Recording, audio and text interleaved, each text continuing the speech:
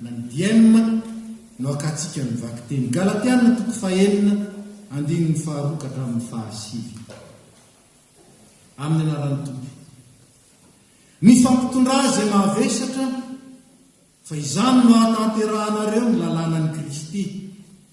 Eny, raha misy manao ny tena no zavatra ka mitsinotsinona dia mamita tena izy, fa samy mandinika ny asany avy, ka ny an'ny tenany ihany no azony mirehare fa tsy ny an'ny olo-kafa, satria samy mitondra ny anjara entany avy ny tsirairay.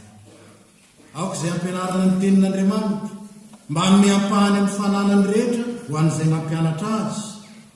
Aza mety ho fitahana anareo, tsy azo vazovaziana Andriamanitra, fa izay afafin'ny olona ihany no jinjaina. Eny, izay mamafy ny sitraky ny maha olona mpanota dia ijinja fahaverezana avy amin'ny maha olona mpanota, fa izay mamafy ny sitraky ny fanahy masina dia ijinja fena maharitra mandrakizay avy amin'ny fanahy masina. Ary azamba-ketraka amin'ny fanaovan-tsoa isika, satria ijinja ny fotoan'andro isika ratsika. Amen. Samia mandinika ny asany avy, ka ny amin'ny tenany ihany no azahoany mirehareha, fa tsy ny amin'ny olo-kafa, satria samy mitondra ny anjara entany avy ny tsirairay. Ny fiangonana dia natao fiombonana, ary fiombonan'ny olona masina, zany hoe ny olona izay natokan'Andriamanitra ho azy. Inona moa zany hoe masina natokan'Andriamanitra ho azy zany? Aintsika ny atao hoe masina, voatokana miery. Voatokana mba hiaino ny tenin'Andriamanitra, mba ho volavolainy ny tenin'Andriamanitra, mba amboarina sy tefeny ny tenin'Andriamanitra, ka hatonga azy hanao ny sitrapon'Andriamanitra mifanaraka amin'izany teny izany.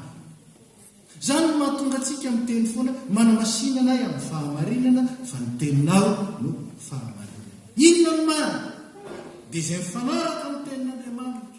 Inona no akasitrahana dia izay mifanaraka amin'ny tenin'Andriamanitra. Inona ny tsara dia izay mifanaraka amin'ny tenin'Andriamanitra.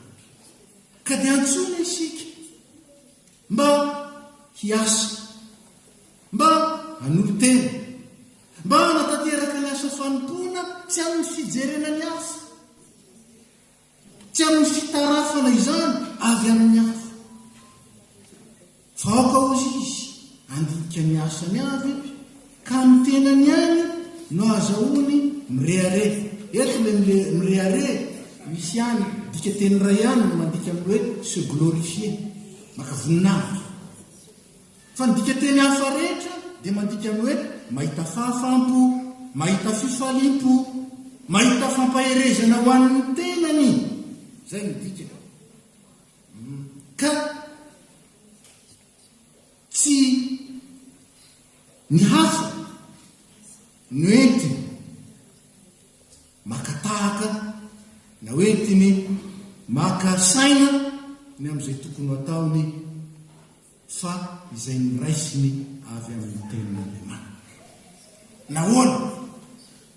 Nahoana?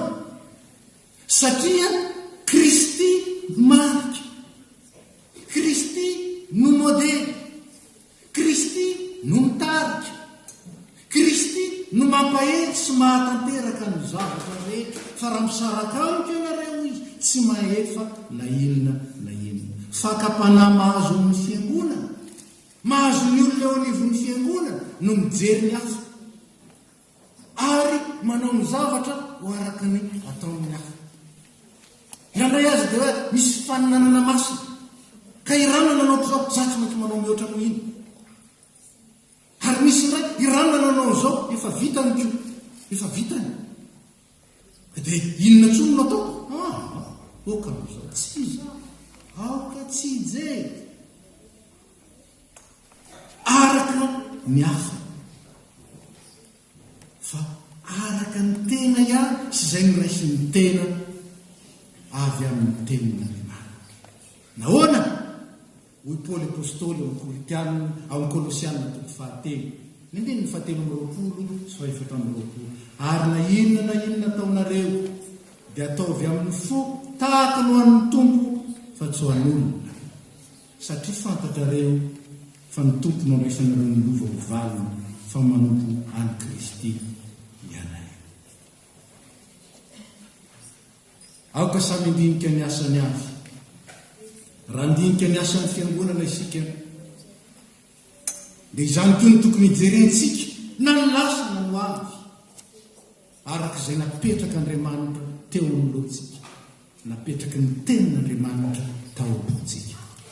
Fa tsy hoe izay araka ny tenen'ny pastera, na arak'izay hitantsika amin'ny dekona, na arak'izay nilazainy ranona ilay rano, ka raha mahafinaritra ny teniny dia mazoto aho, fa raha mahasosotra ny teniny sarotsy mahita.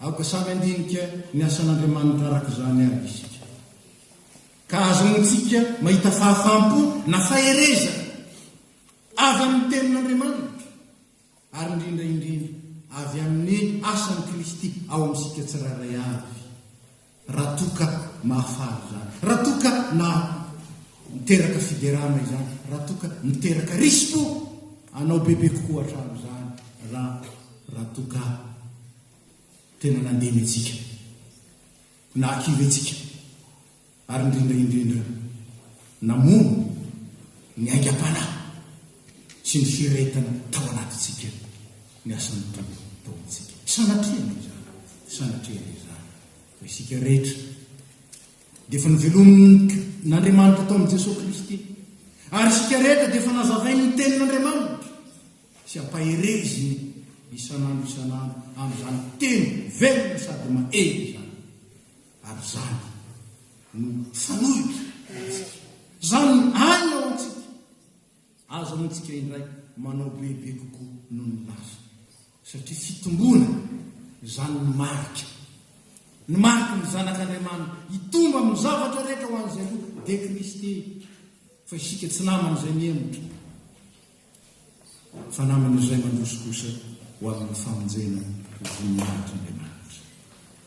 Ndeha hiara-mitsangana isika ho setrin'izany teny zany anonona ny fanekam-pinoana fahatelo.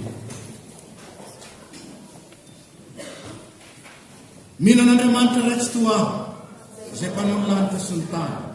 Andriamanitra dia fanahy, Andriamanitra dia fitiava, Andriamanitra dia manjaka hatrany taloha indrindra ka ho mandrak'izay.